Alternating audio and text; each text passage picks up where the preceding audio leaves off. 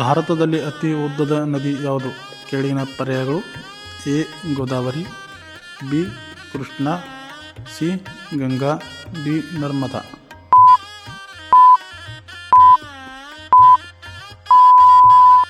C Ganga ನದಿ.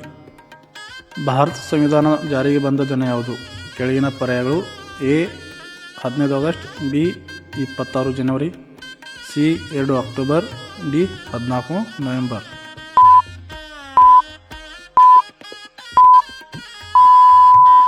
B 26 ಜನವರಿ. ಭಾರತದ ರಾಷ್ಟ್ರಗೀತೆ ರಚಿಸಿದವರು ಯಾರು? ಕೆಳಗಿನ ಪರ್ಯಾಯಗಳು: A Bankim Chandra Chatterjee, B Rabindranath Tagore, C Sarojini Naidu, D Mahatma Gandhiji.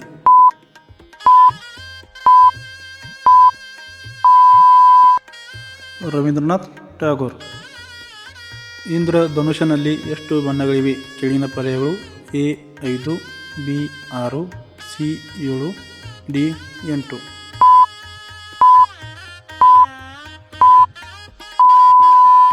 C 7. ಪ್ರಶ್ನೆ: ಭಾರತದ ರಾಷ್ಟ್ರೀಯ ಹೂವು ಯಾವುದು? ಕೆಳಗಿನ ಪರ್ಯಾಯಗಳು: ಎ ಗುಲಾಬಿ, ಬಿ ಕಮಲ, ಸಿ ಮಲ್ಲಿಗೆ, ಡಿ ಸೂರ್ಯಕಾಂತಿ.